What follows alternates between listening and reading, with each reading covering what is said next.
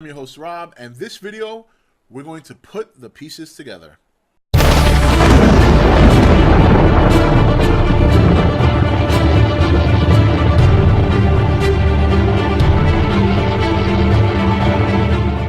Okay guys, welcome back. So if you saw my prior film, you know that obviously I had a little puzzle thing to put together. I made a list, shared the list with you guys, my theories. Now we're going to take these puzzle pieces that I've gathered and we're going to put them together, and I'm going to try and come up with an idea of what this movie's about. So I think Akira Takarada's character and Ken Watanabe, who's playing Serizawa, I think they're scientific buddies back in the 50s trying to create a way to counter the nuclear poisoning and radiation damage that are done to people from the bombing of Hiroshima and Nagasaki. We all know that the radiation that lingered in those areas lingered on for many years, well beyond 54. I think they are using certain insects and certain animals, specifically reptiles and maybe some spiders, toxic spiders and toxic centipedes, who are obviously very resistant to these chemicals or these toxics. The ones I'm referring to that I spoke about in the last video, and just to get that name up again, it was the cinnabar moth, caterpillar. So, but what happens is, while Watanabe, I'm working on it. While Dr. Serizawa wants to continue to develop this program to help people, I think Akira Takarada's character realizes that because of the mutations that are being caused by this experiment and these scientific experiments, he sees something bigger. He sees money. He sees power. They go their separate directions. I think in the middle of all that, during their experiments with reptiles, the experiments were failing miserably. The reptiles kept either succumbing to nuclear testing done on them to check their resistance, so on and so forth. Much like a lot of these crazy government science facilities do, they dump it into the ocean or whatever, thinking that these monsters are just dead. We've heard plenty of these things happen before in real life, where factories have been very much criticized or questioned about their practice of experiments on animals or creatures, or animals, real life, and just disposing of the bodies in a very, very unsanitary way. So the lizards get dumped into the ocean. There's one lizard that could, or reptile, doesn't have to be any, and the reptiles they used were reptiles that can regenerate limbs or tails or whatever. They dump it into the ocean, and that's where we have the birth of Godzilla. There's one that happens to survive and just begins to evolve over time. Flash forward to current times.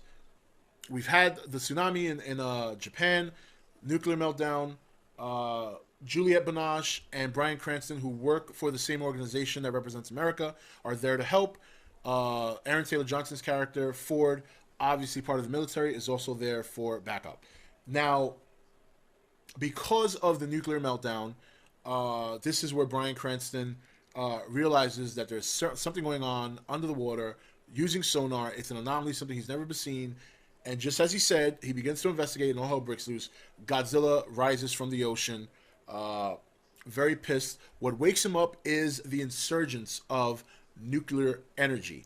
Basically, it's like Godzilla's coffee. He's been slumbering for all these years because he hasn't had enough nuclear power to awaken him, but he's had enough that he's stayed alive, and he has evolved and grown over time. So Godzilla hits the scene. Okay, so now, meanwhile, Akira Takarada, my theory that he's part of the MUTO organization and he's the big man on campus, over the years has continued his scientific enhancements on these creatures. And now they're starting to get out of control. They're starting to become intelligent. They are starting to think and become self-aware. He's losing control. These monsters are all over the place because MUTO organization has many different sites worldwide. And these monsters begin to, some of them being arachnids, begin to burrow. But there's one MUTO monster or set of monsters that are like the top dog on the chain. I believe, in my opinion, I could be completely wrong, and I probably am, that it's going to be a caterpillar-like creature that evolves into the flying MUTO, which is going to be either a moth or a butterfly, but a mutated version, not related to Mothra. I think it's going to be in homage, but it's not going to look pretty. It's not going to be a good guy. It's probably going to be very ugly, and it's going to be badass. We'll get to that in a minute. So these MUTO monsters begin to also use nuclear energy or nuclear power, petroleum, whatever, or like I said in my prior video about the MUTO worldwide, they begin to consume certain things. We know that based on the information I provided in my last video, that some of these caterpillars are very toxic and consume chemicals. I believe these MUTO are out there, begin to consume chemicals, chemical plants, factory plants, things of that nature, and this is how they begin to grow. Some of them only grow to a certain size, while other ones be a little bit bigger. I think the arachnid portion, if that's what we're going to keep getting, I think the arachnid portion are going to grow to a certain size. They work as a collective. They communicate. They're subterranean. There are plenty of subterranean animals out there. There are spiders that are subterranean. Obviously, ants. There's grubs. You know what I mean? I mean, there's cicadas, locusts. We could go on and on. And we may see different animals like that, but I doubt it. They said there's only 2 creatures, so I think we're going to get a set of arachnids that Godzilla has to deal with, as well as the big monster. So Godzilla starts his warpath in Japan, traditionally destroying Tokyo. I believe that the airport scene will either take place in Japan or in San Francisco. If it takes place in Japan, that's when Godzilla will meet his first MUTO. Basically, I think in this scene, he will begin to fight one, and then a collective of them will diverge on him, come in and try and attack him, and he'll be fighting 5 or 6 at a time, eventually destroying them and continuing his path. Now, his goal, in my opinion, get to every fucking nuclear power plant on the planet and drink and drink. And every time he does, he gets stronger.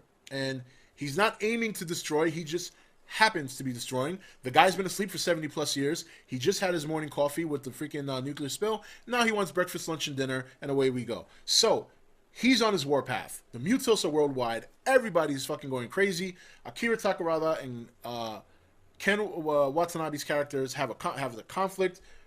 During this whole attack that Godzilla has in Japan when he first rises up, destroys the facility that Bryan Cranston and Juliette Binoche are in. She gets trapped trying to save someone. She locks herself. She gets trapped in that room. Bryan Cranston goes to save her, realizes he can't. They have an emotional scene. She dies. He moves on. And Lieutenant Ford, played by Aaron Taylor, obviously doing his military thing there, whatever the case may be. So, boom. He's off to San Francisco because that's where Godzilla's path of destruction is leading. I believe while he's on his path of destruction, he will have some really, really cool fights with the military. In particular, I think he's going to have a big fight on his way to Hawaii in the ocean. I think once he's heading towards Hawaii, Pearl Harbor will dispatch their military from the coast to intercept Godzilla. I think he makes waste of them. He rummages through Hawaii really quickly on his way to San Francisco. In between all this, we will see scenes with Elizabeth Olsen in San Francisco. I think there will be a MUTO attack there sometime before Godzilla even arrives. I think that might even be what she's looking up at. So, during all this, Ken Watanabe is trying to help the military create a bomb that he thinks could stop the monsters, because during all his years of research, doing the kind of work, he may have an idea of how to stop them. So, he's in San Francisco. Godzilla makes landfall, decimates the city. Dr. Serizawa is barely alive. So now Aaron Taylor Johnson's character is part of a group that is going to be sent on a rescue mission to go in, get Serizawa, bring him out so that way he can help finish off this weapon that I do not think is a nuclear bomb or an oxygen destroyer. I just think it's a whole new weapon. Meanwhile, while they rescue him, we see the big flying MUTO, which has been cocooned throughout the movie. I believe there were 2 caterpillars paying homage to Mothra. One is the charred one that's dead that we see in the 2012 concept. The other one managed to be in a different place, cocooning himself, and finally bursting onto the scene. Humongous, nasty-looking ass moth, or well, in this case, I think it's going to be a moth. Nasty looking. I'm talking like, this ain't no Mothra. We clearly know this is not a Mothra. It may be paying homage to the character, but Mothra is very pretty and very gentle and very friendly. This monster is badass. I'm talking looking like just something we've never seen before. This monster and Godzilla fight across the land of San Francisco, decimating everything around them, having a big fight. Godzilla gets his ass kicked, then he makes a big comeback, and in between all this, finally this bomb gets dropped, It destroys the MUTO monster. Godzilla plummets to the ground, looking dead. Humanity's cheering. And then finally, after a couple of minutes, he gets up. We see the silhouette part of the movie where things are falling off of him and crashing on him. And we hear helicopters. And while we don't see this in the trailer, I think in the helicopter you'll hear people, he's alive! Godzilla's alive! He turns around, he roars, and he looks around, he finishes decimating the city, and he takes off and lets people know that I'm going to leave for now because I'm tired, but I'll be back. That's what I think might happen in the movie. Will I be right? Absolutely not. I'll be 100% wrong, but it's always fun to speculate. I hope you guys enjoyed it. A little bit longer than I wanted it to be, but it's okay. I think you guys pretty much know where I'm going. So that's it for this, putting the pieces together, and we'll talk some more about this kind of stuff. Big deal, big deal. All right, guys, take it easy.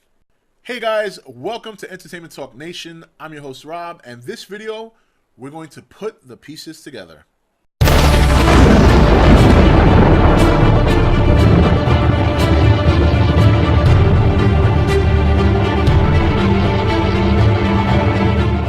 Okay, guys, welcome back. So, if you saw my prior film, you know that obviously I had a little puzzle thing to put together. I made a list, shared the list with you guys, my theories. Now we're going to take these puzzle pieces that I've gathered and we're going to put them together, and I'm going to try and come up with an idea of what this movie's about. So, I think Akira Takarawa's character and Ken Watanabe, who's playing Serizawa, I think they're scientific buddies back in the 50s trying to create a way to counter the nuclear poisoning and radiation damage that are done to people from the bombing of Hiroshima and Nagasaki. We all know that the radiation that lingered in those areas lingered on for many years, well beyond 54. I think they are using certain insects and certain animals, specifically reptiles and maybe some spiders, toxic spiders and toxic centipedes, who are obviously very resistant to these chemicals or these toxics. The ones I'm referring to that I spoke about in the last video, and just to get that name up again, it was the cinnabar moth, caterpillar. So, but what happens is, while Ken Watanabe, I'm working on it, while Dr. Serizawa